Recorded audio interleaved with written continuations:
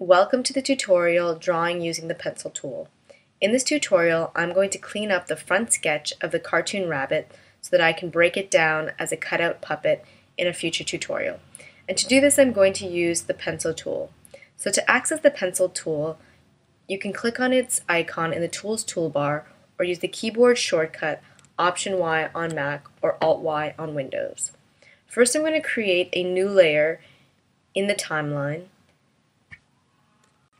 and call it Rabbit Clean.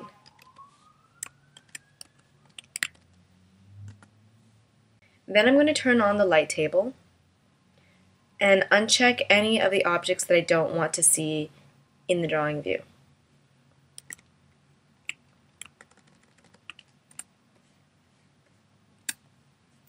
So just like with the brush and eraser tool, there are a few options that you can fool around with in the Tool Properties panel for the pencil tool. The first being the default pencil styles. So there are 6 default styles here. I'm going to choose number 6. And with each of these styles, you have the ability to change the width of the pencil and its smoothing. Unlike the brush and the eraser where you have a minimum and maximum value, you just have a maximum width value because the pencil line has a consistent width all the way through.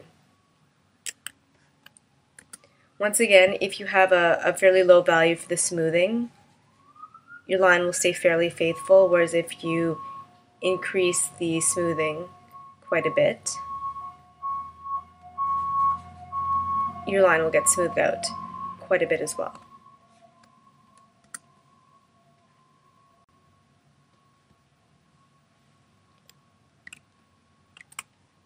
So I'm going to start to trace the rabbit.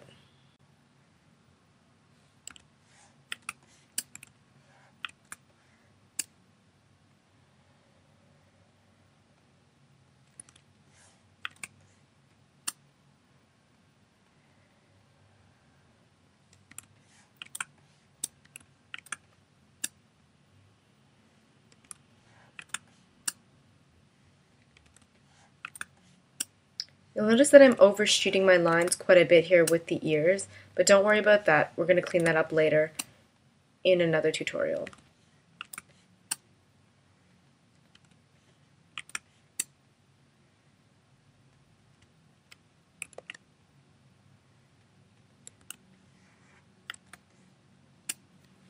So as you notice here, all of my lines are currently individual strokes.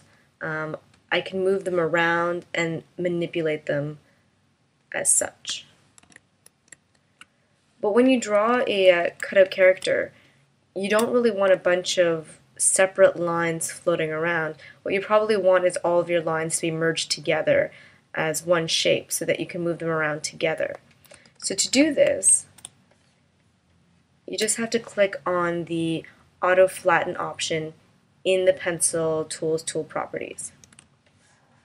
And watch what the difference is as I draw the second ear.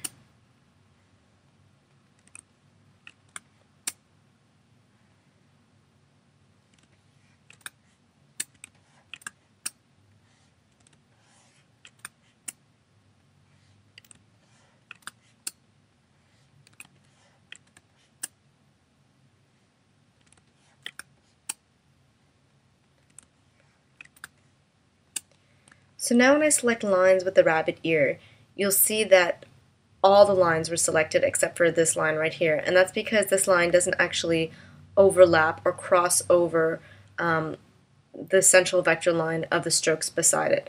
But all the other lines are selected.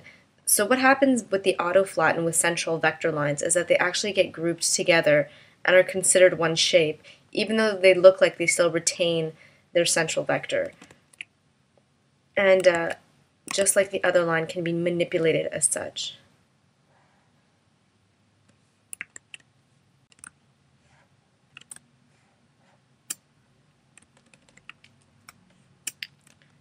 I'm just going to continue drawing here for a minute.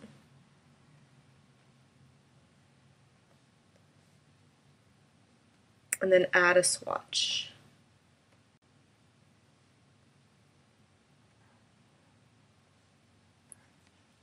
So what I'm doing here is creating a new swatch for the teeth outline, and I'll show you why in a minute. So say I decide that I want to give the teeth of this rabbit a different colored outline. I don't want to give the teeth a black outline. I'd want to give it this gray outline here. But I also want to have this outline sit underneath the mouth of the rabbit. To do this easily, you just need to select the Draw Behind option here in the Tools property. I'm going to unclick the Auto Flatten.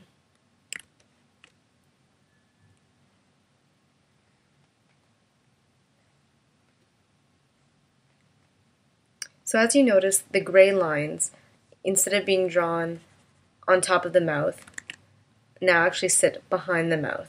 But the only problem is they also sit behind the black outline of the face.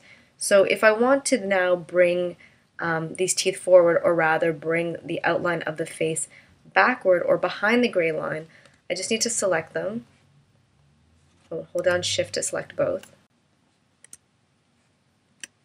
And then go to the top menu and select Drawing, Arrange, Send to Back.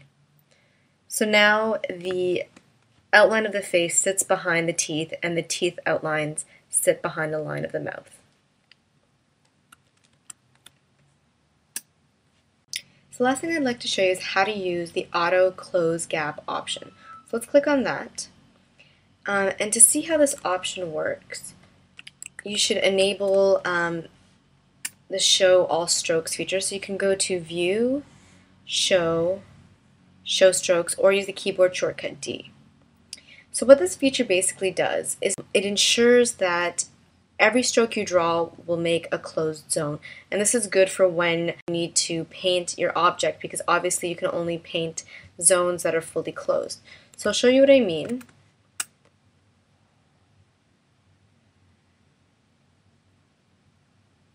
So this stroke is not actually touching the black stroke here, or maybe it's like barely touching, but it doesn't cross over. But to make sure that this zone is closed off, this central vector line snapped from being at the end of the stroke to actually jumping over this gap and touching the central vector line right in front. And so what that's basically doing is just letting you know, it's giving you peace of mind that no matter what you do, even if you're drawing really quickly and maybe not completely connecting lines, the software will connect those lines for you and ensure that you have closed zones that you can paint later on. So you can disable the show strokes by using the keyboard shortcut D. Actually, I'm just going to undo that.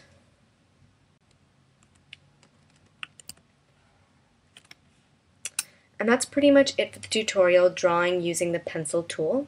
Stay tuned for the next tutorial, drawing with shapes.